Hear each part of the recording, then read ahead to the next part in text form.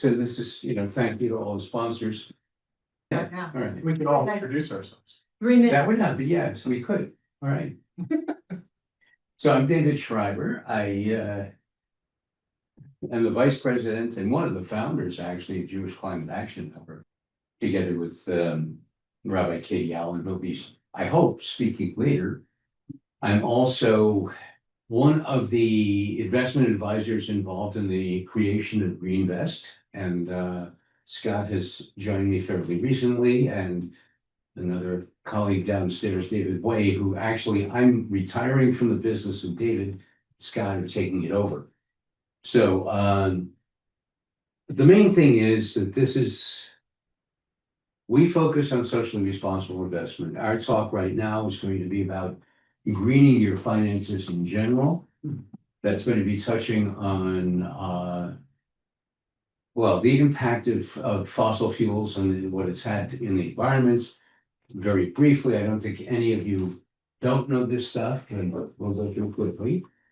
Then how to green your other aspects of your finances: banking, credit cards, insurance. You don't have to be stuck inadvertently financing things you can't stand. And then it will go on, and Scott will take over about how you can handle your investments, your IRAs, your retirement funds in a very green manner. So I just want to make a brief introduction myself. So I'm Scott Kadish, and I've been a certified financial planner and helping people since 2006 with their investments.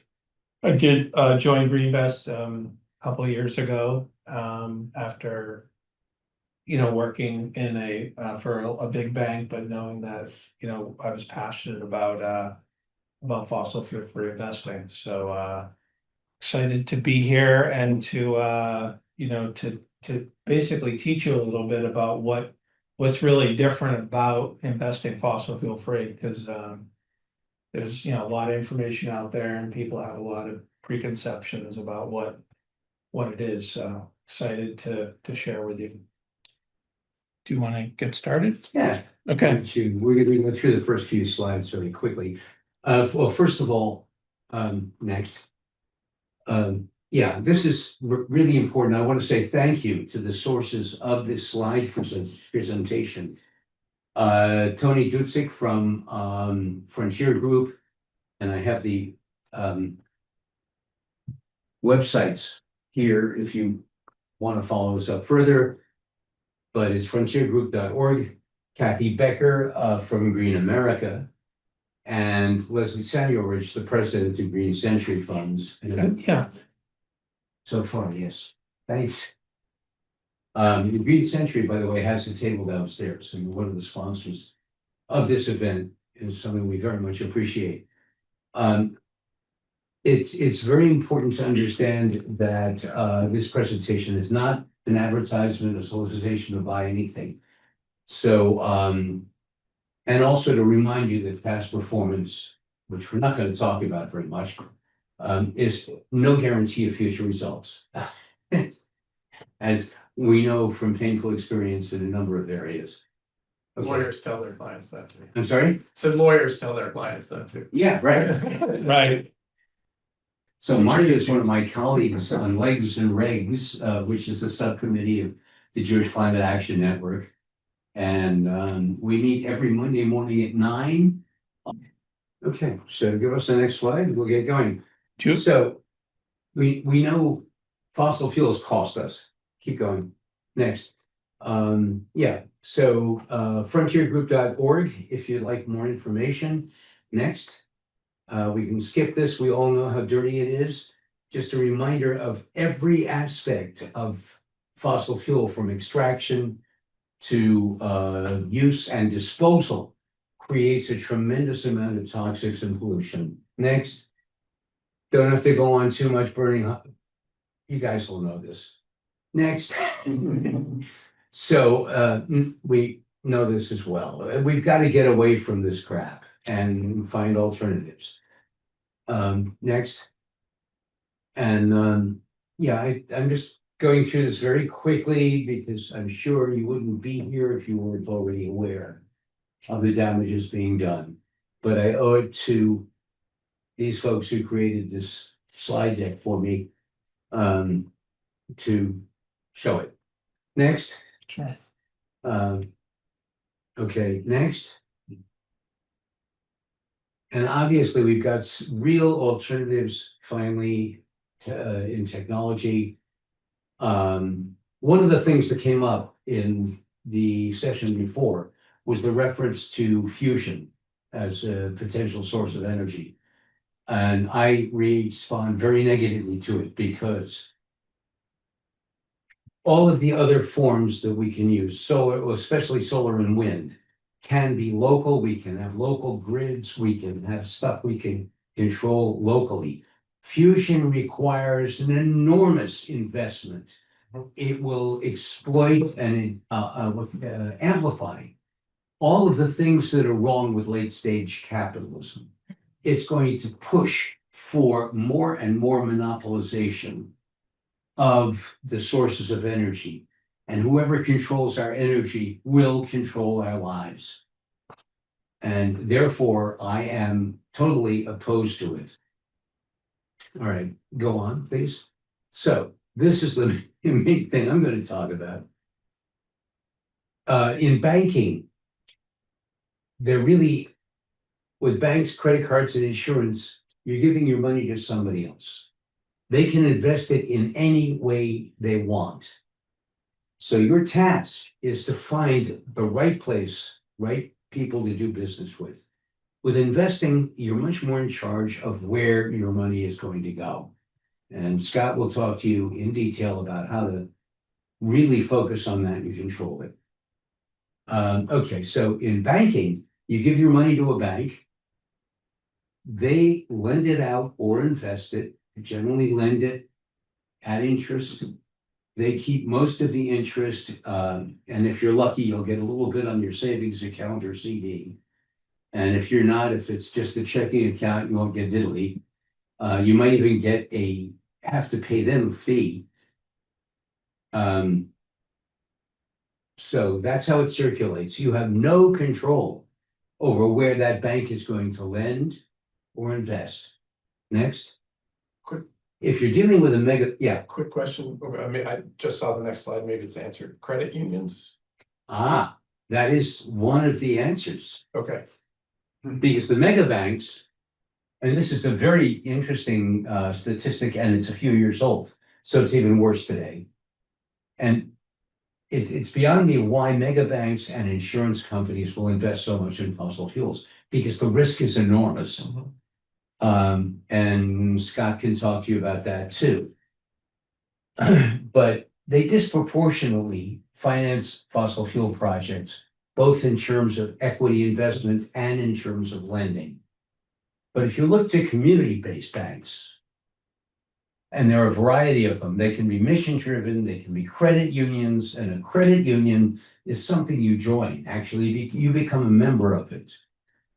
This is also true of cooperative banks, where you are actually part owner. So any profits the banks make, they share with you. And these community banks and local banks are investing in local small businesses, in housing, in social services. Some of them focus on environmental works. There's a list here of, this is from Green America, some of their favorite outfits. Locally, we've got a number of really terrific credit unions you can work with. We've got a number of very good banks. Leader Bank is an outstanding one for really, there's another one that's, I'm just blanking. Eastern? Thank you, Eastern, that also is very focused on the community surrounded. Yeah. Next, please. So if you want to look into it, there's a website, getabetterbank.org. Actually, you have to, that's not the way to do it. It doesn't seem to work very well on my computer. But if you go to greenamerica.org, and you'll see a list at the top, which includes all of these possibilities. And again, I've got instructions here for how you can locate a listing of banks where you can put in your zip code, and it will give you a list of possible banks.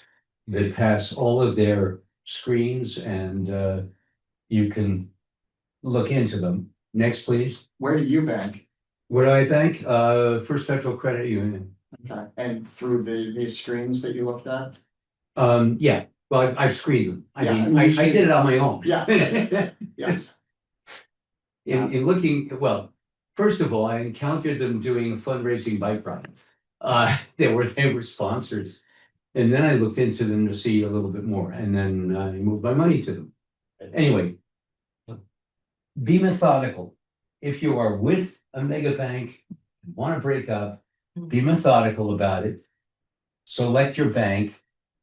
Again, on Green America's website, you'll find this list of steps to take.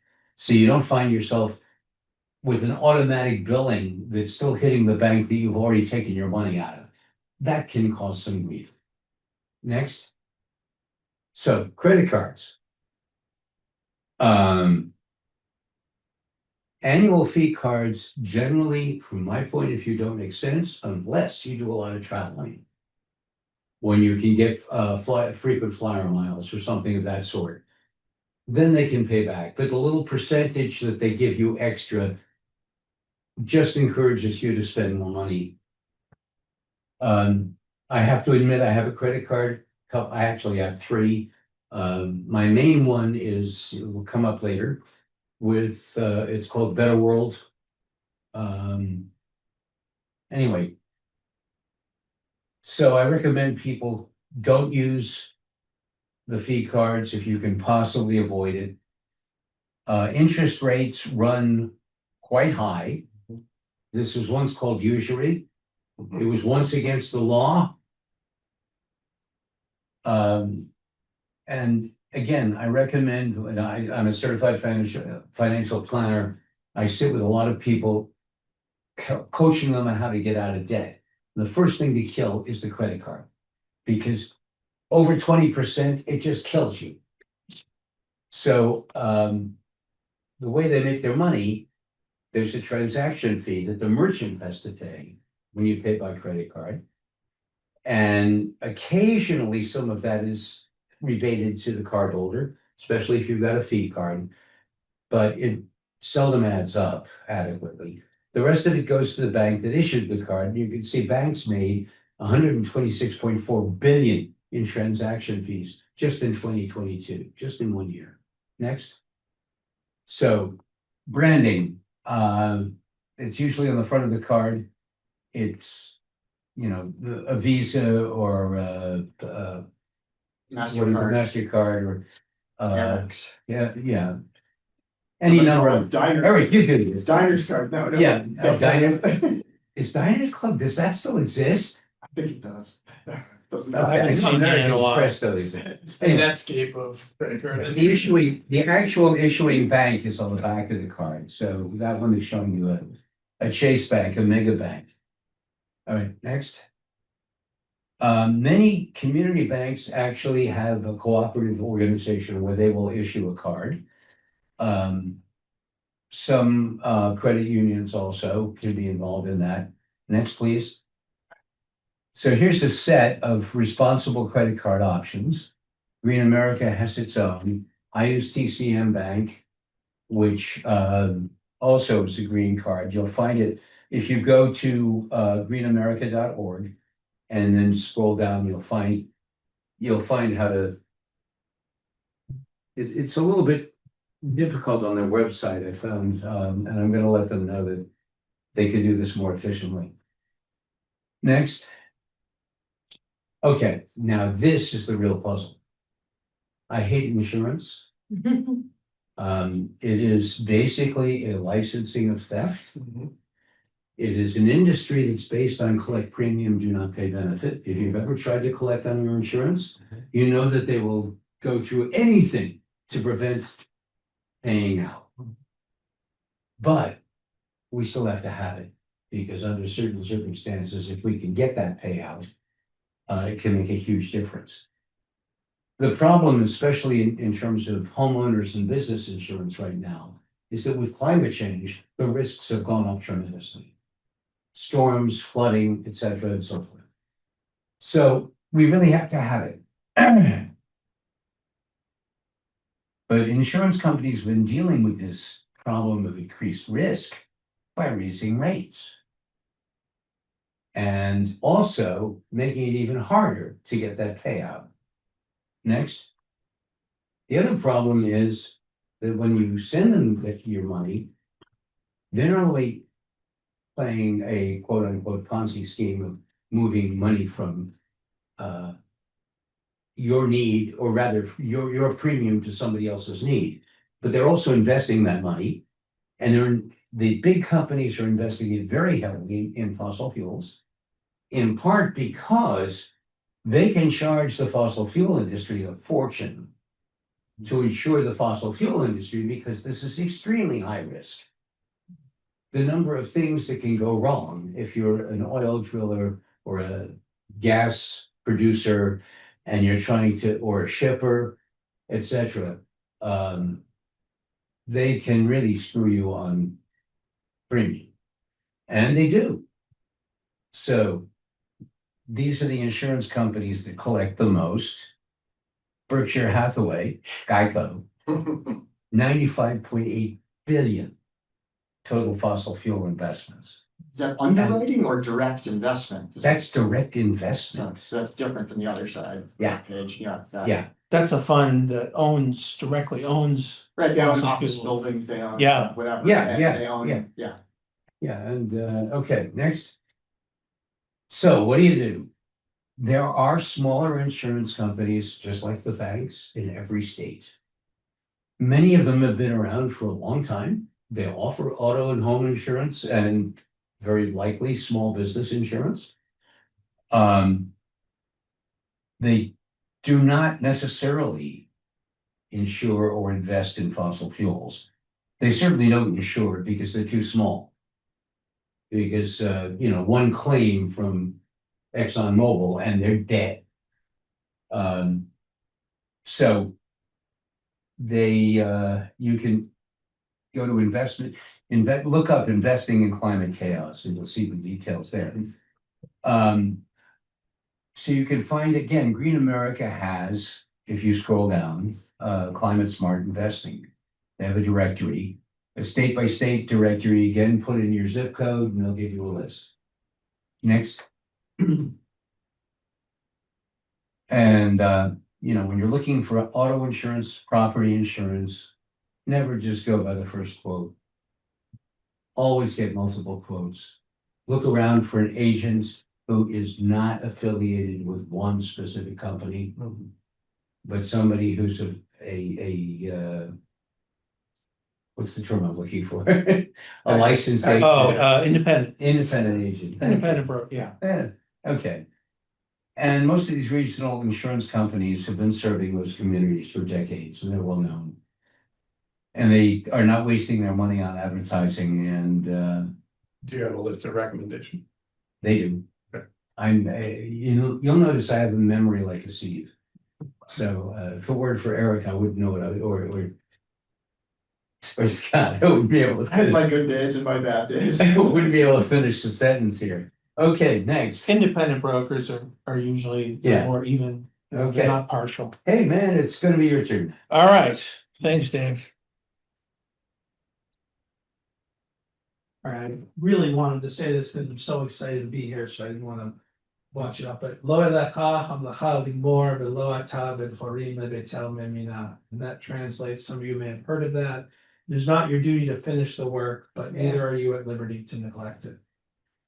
Have anyone heard of that quote before? Yeah. All the time, right? Probably last hour, but I'm here today, I'm excited that I could be talking on something so meaningful to me, like being, how I connect being Jewish, and I'm sure many of you who are, or even religion, to your how important climate change is to you, and ourselves, our families, and just all of humanity. So I need to get that out. And now to the fun stuff. So we're gonna be talking today about fossil fuel investing, and Fossil fuel free. fossil fuel free investing. Thank you. So Green Century is, there are several mutual fund companies that exist out there that for several decades have been primarily dealing with fossil fuel free mutual funds. And there are some real significant differences in the way that, let's say, a Green Century fund assets invest fossil fuel free versus, say, a Vanguard or BlackRock that you may have heard of. I want to say there are similarities, and if you look at the right-hand side of the page, you'll see three funds that Green Century offers, okay? Now, a mutual fund, some of you may know what that is, but I'm gonna just in plain English tell you that a mutual fund is a basket of stocks or bonds, or a combination of both that's diversified and is either professionally managed or it can be an index fund, okay? So similarities between traditional mutual funds and fossil fuel free mutual funds. Now, here is where there's a difference. And with Green Century and several of the fund companies that I use with my clients, they have a written fossil fuel policy on their websites. This is very important to know, because when you're researching these funds, some of the big guys, it's buried deep in, you can't see, but a company like Green Century, it's front and center. They even have a brochure at the end of this thing that tells you exactly, they don't invest in oil, coal and gas, but it goes on and tells you, in details, and you won't get the same kind of detail in other funds. I don't know if anyone's heard of shareholder advocacy, but it is like the best kept secret about socially responsible investing. What it essentially is when companies like Green Century, they have a whole team that's dedicated. The companies they own, they actually go to them and they're trying to lobby and advocate for change about environmental issues. Over the last few years, what Green Century has done in their shareholder advocacy program, it's why they're award winning. It's essentially second to none. They got the right to repair. How many of you have heard of the right to repair? For Apple Computer, all their devices. Now people can repair all Apple's devices. Microsoft, they were about to throw 400 million laptops into landfill. Microsoft, they got them to update the operating system and were able to avoid that. And then Coca-Cola, this number blew my mind away. They work with Coca-Cola to reduce the plastic output so that now when Coca-Cola produces their bottling, they're saving 200,000 bottles per minute of plastic. So these are all things that Green Century, in addition to managing your money, is doing on the site. And there's other fund companies. This is very important. If you're investing responsibly, this is the kind of company you want. You want someone who's, paying attention to your money in a traditional way, but also, doing this other stuff. And then finally, what makes them unique, and they are the only company that's like this. They're actually owned by a nonprofit. They're owned by the PIRGs, the public interest research groups. You may have heard that. I almost knocked on doors one summer for them. Ralph Nader, right? And basically, I think I talked to Leslie Samworth, and David knows her very well too. 100% of the profits earned, or about $1 million, they actually gave to the PIRGs. So this is unique just to them. I will say though that a lot of the other fund companies that are doing the same thing, they have very close affiliations. You may have heard the Carbon Disclosure Project series, right? They have very close relationships. They're publishing research papers, and these are all things that differentiate fossil fuel free funds from, let's say, the Vanguards or the BlackRocks, right? That are they're slapping on the name. They may have some screens, but okay, Dave, this was the beef of what I wanted to talk about. Next page. So why fossil fuel free? We know that we don't want to support oil and gas. That is primarily the driver for where we are today for man-made global warming. And by investing, in your own account, just like we drive electric cars or power our homes with solar energy, we have conviction in our values, and this is just another extension of that. There are many people that are already doing it. There are many institutions that are already doing it. There are trillions of dollars that have either pledged from pension funds, the CalPERS, to churches, to wealthy individuals that have either pledged to divest, to not invest in all. So you can join that group too. Myself too. I'm on board. I believe David's on board. And finally, though, there are real, and it's not just about a value, it's a feeling, because we all have that feeling value, but there are real financial risk, financial performance, which I'm gonna talk about in a moment. Go ahead, next. But first, and you may have seen a slide like this before, it basically debunks this whole thing that probably most of us have, that somehow if I invest responsibly, I'm gonna lose out, right? I'm gonna do worse. Well, here's the news, and I'm gonna show you in a few other slides too. The reality is investing in fossil fuels in this slide over the last 15 years, when you compare an index, which is the MSCI EAFE, which is essentially Far East and international companies, an index of several hundred, and you pull out the fossil fuels over a 15-year period, you can actually see in the blue line outperformance by about 3%. So that's right there, I mean, is one, and I'll show you another one that It's more basically than is. that. What? On this, it's 8%. It's a raw number of 8. When you Yeah. do a percent, as a raw number, it's eight digits higher, it starts at 100 and it goes to 231 versus 239, but as a percentage, it's 3%. Yeah.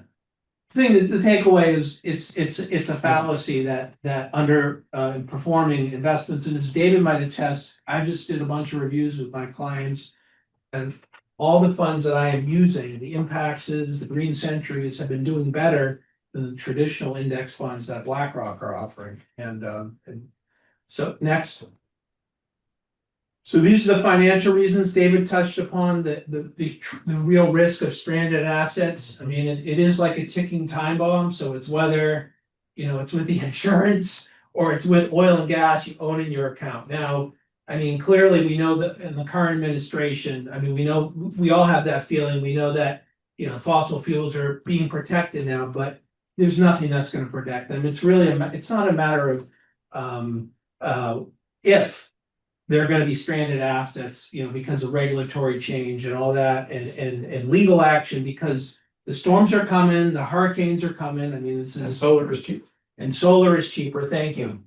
And that's important too, because when the price to make oil and gas goes below a certain level, the companies stop producing it because it's not profitable. And like you said, solar is now, and wind are cheaper. They're cheaper. So this is a main reason to not invest in fossil fuels. Performance, as I already said, here's another indicator that as a sector, the fossil fuel sector underperformed the S&P in 7 of the last 10 years. And then this last thing, which, if you're near retirement or you're going into or you're retired, you don't want to be concerned about volatility. And oil and gas as a sector leads the way. There's 13 sectors that essentially make up, the entire business industry.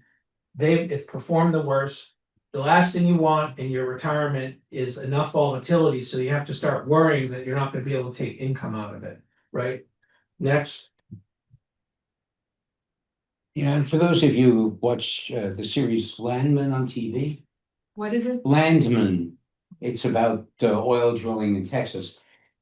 At the end of last season, one of the last shows, the guy at the very end says, if oil is selling for less than $70 a barrel, there's no point even turning on the pumps, right? For the last several months, it's been selling between $59 and $63 a barrel. That is the case for most, and clearly when you're dealing with shale and the tar sands, right, there's a definitely, they're out of business first, but unfortunately the Saudis, Right. Yeah. they're still able to produce some crazy low number, but eventually Yeah, the they tar- should know. Tar sands require $120 a barrel to make a Right. profit. Fracking requires about $80 to $85 a barrel. And right now, we don't have to worry about that. Right. Anyway, So So how to invest? We already know, you definitely, whenever you're picking out a fossil fuel free mutual fund, you definitely want to go and find the specific policy on the website that. Otherwise, I would say it's a red flag. The best place, the reality is with retirement plans, you have 401ks, 403bs through work. Because of the way that they're regulated, the narrow definition of what is fiduciary. You might only see one or two socially responsible funds in a big 401k plan, like a Microsoft or a Google. So the reality is, and I don't think that's gonna be changing now anytime soon, clearly, because if anything, the SEC is kind of pushing. Against socially responsible funds like fossil fuel free, but there are some available. So another option, clearly, if you don't want to do this yourself. There's David and I and several, probably 100 other socially responsible financial advisors around the country who specialize in helping their clients. Create diversified portfolios, pick the top funds available. And you can also, an IRA is different than a lot of people don't know the difference between an IRA and 401k. An IRA is a brokerage account and it's not regulated in the same way, so you can invest more broadly in an IRA, SEP IRA, simple IRA, things like that. Next. And there are tools available for finding out what's in your existing accounts if you're not in something like this. Again, I've got it on the list. It's asyousow.org. You can plug in the symbol for any mutual fund or exchange I was traded gonna fund. get, it's on the next slide. Oh, goody. Cause you put it in, thank you. Right, okay. You put it in the last page. So, That's right. that was late. So this is, and we're almost done. So again, it's very important. Just because it's in the name, doesn't mean it's green, okay? This is an important thing. And as I already explained to you, there's a handful of companies out there that are doing this shareholder advocacy, that work closely with nonprofits, that started, and for decades, this is what they've done. They've done socially responsible investing. So in my mind, it's not that I wouldn't, if I didn't have another option, I might use like a Vanguard or a BlackRock, but otherwise, I'm using Green Century, I'm using Impacts, I'm using Parnassus, I'm using Calvert, I'm using Domini. These are the funds that have been around for 20, 30 years. And they know, and they're investing fossil fuel free, and they're doing shareholder advocacy. And they're, they're doing as much as they can do to help you make an impact with your investments. And lastly, I think this next page is what David was, so briefly, we talked about mutual funds, exchange traded funds, which, how many of you have heard of that? It's almost like a mutual fund, it's an index fund, it's generally passive, which means a mutual fund, a lot of times they'll have a manager managing it. An exchange traded fund is like an index, it's lower cost and it's tax efficient. So those are two reasons you may want to use an exchange traded fund in a brokerage account. Why is it tax efficient? It's the way that it's actually made. It has something called the creation unit, and for whatever strangeness, it doesn't generate the same kind of capital gains that a normal mutual fund. There's another thing that happens with exchange traded funds. Internally, they don't buy and sell that frequently. They'll rebalance occasionally, and certainly at the end of each year or at the end of each cycle. Whereas mutual funds that are actively managed do a fair amount of buying and selling within the fund. This buying and selling can generate capital gains.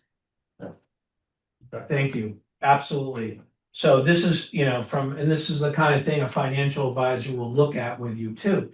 Just making sure you're what's called asset location. Finally, individual stocks. Some people, the opaqueness of maybe not knowing what's behind a mutual fund, they just want to invest in companies. Well, just a few warnings about, individual stocks are great, but from a financial advisor standpoint, you want to make sure that you have at least 20 to 30 companies. Can exclude the energy sector, but you want to make sure you're still diversified. And I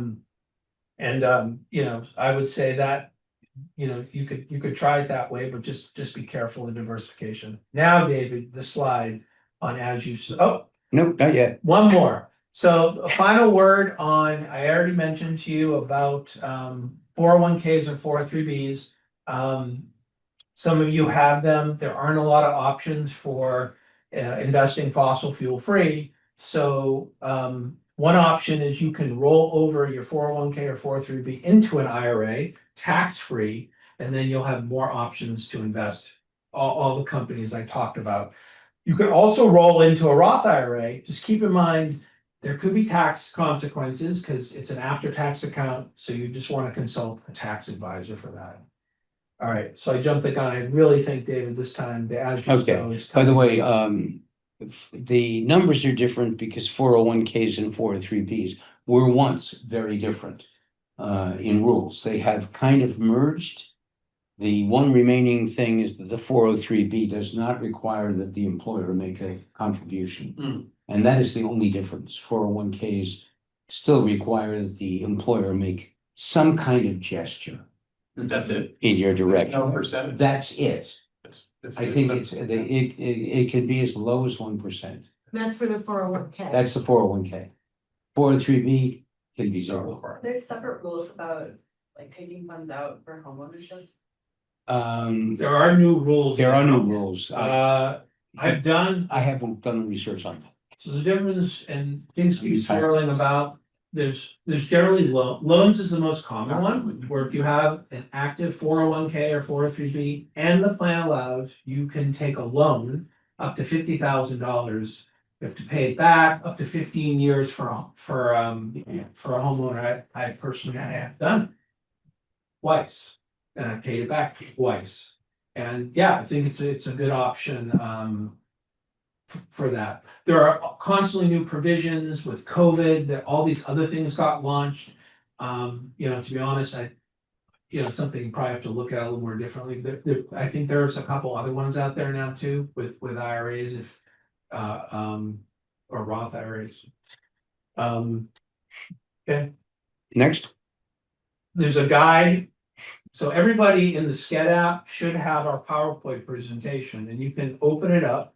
And you have a copy of this app, and you can actually download, if you want to download, this is Green Century's version of fossil fuel pre-investing, and lots of the things that David and I talked about today are also in this guide.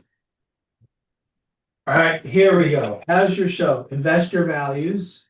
This is what David was talking about. It is a fantastic resource. We were actually on a call on Friday with the CEO, Andrew Behar.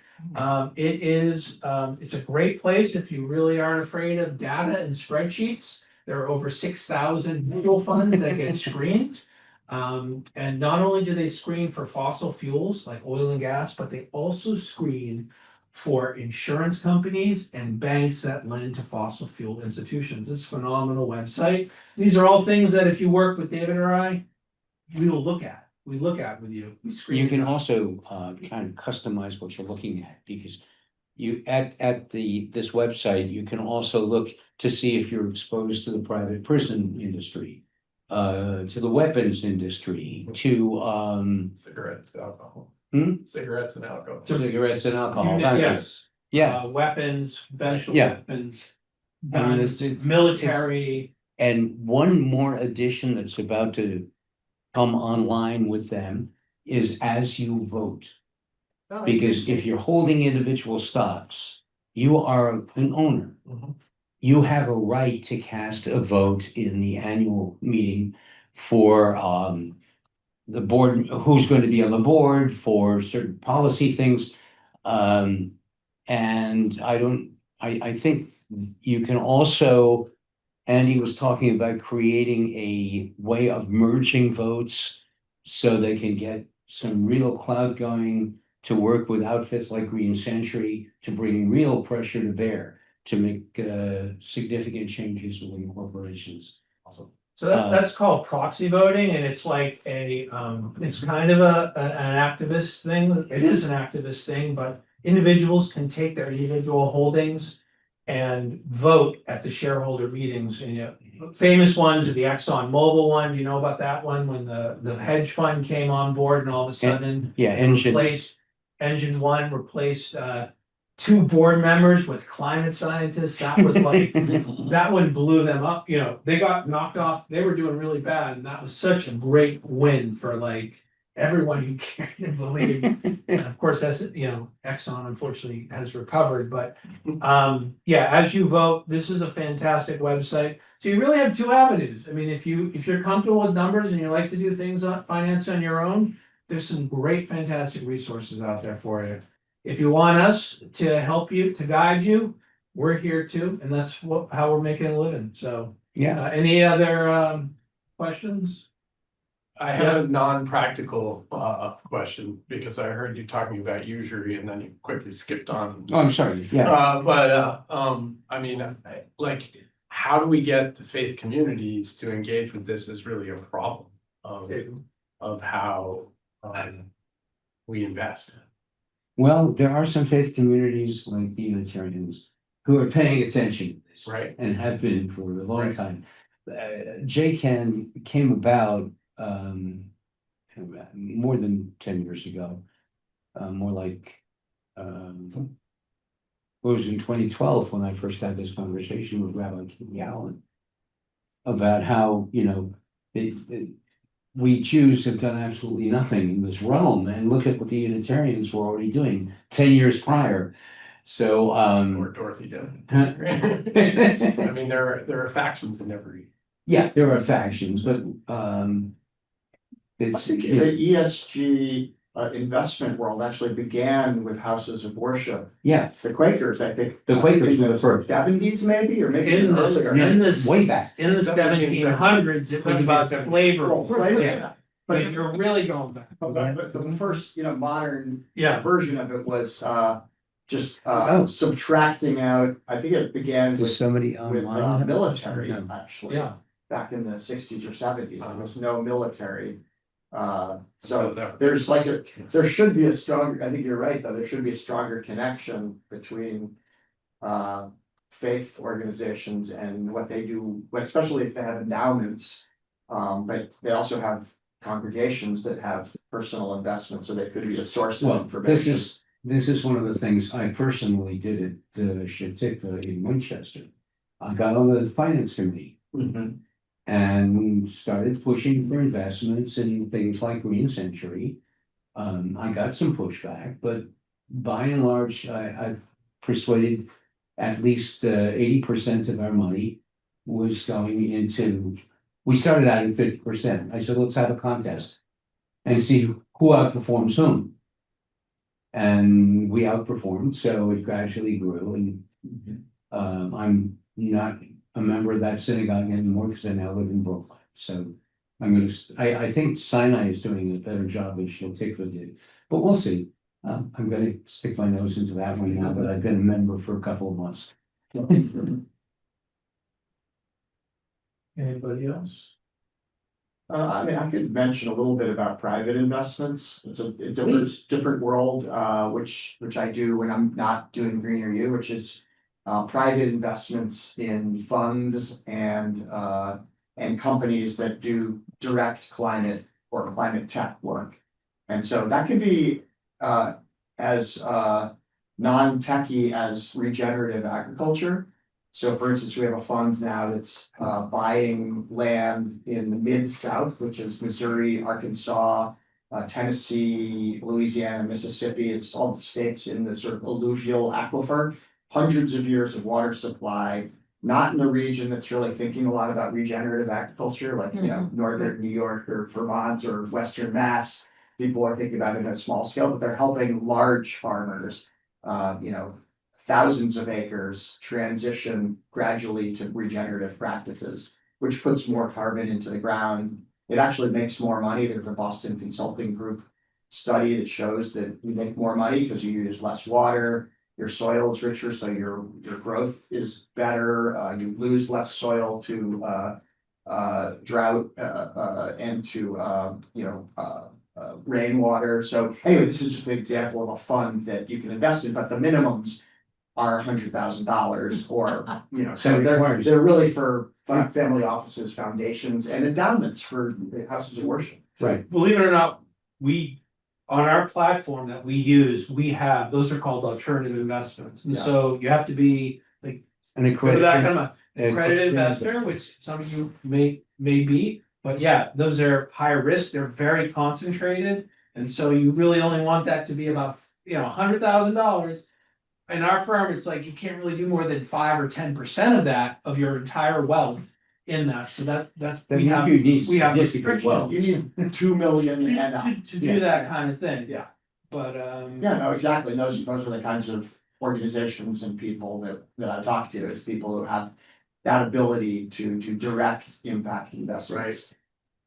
Sorry, you. No, I wanna ask you about regenerative agriculture, because George Monbiot and others think it's absolute nonsense. And I, Well, he's talking about Yeah. a region that had where cotton was king. right, Cotton is a very heavy feeder. right. It destroys soil. No, I know, I worked with Levi's, very good. Okay. I haven't heard the I don't- counter argument. Okay, I lived a decade on a kibbutz in Israel, Yeah. where cotton was a major crop. Mhm. And they were trying to figure out, okay, what do we do now? Because it kills the soil. Yeah, I'm really interested, because, the arguments I've seen are that it's, I mean, from this fund itself, they had a third party, company that tested the soil to see, is there really more carbon in it than there was Mhm. before?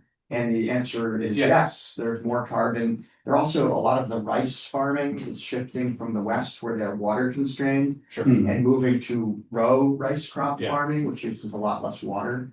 So if you're displacing, water intensive agriculture in the Central Valley and moving it to a water rich area and using less of it because you're not flooding fields. Uh-huh. So that's just one crop example, but it'd be interesting to. I'd like to hear, that's an interesting conversation, because Yeah, right, I'm sure most of us think regenerative I'd like farming to is know. like the new. yeah, It's the new hot thing, you're stacking and putting things, you're getting multiple things accomplished, right, essentially Well, by. World Trade is a great example. Well. we should get on your platform, but we've talked, David and I have talked about it before. And I know Yeah, it's a process. It's very tricky. Well, thank you, everybody, so much. I know Fred's eager to get in for his talk, and want to lock everybody in here. I'm sure, right, and we're gonna keep you here for another. Thank you so much. If you want to sign, if you want more information, or you'd like to do a consultation with David and I, you can come by our table and just put your information down. We'd be happy to follow up with you and chat. Thank you. Thank you. All right, thank you.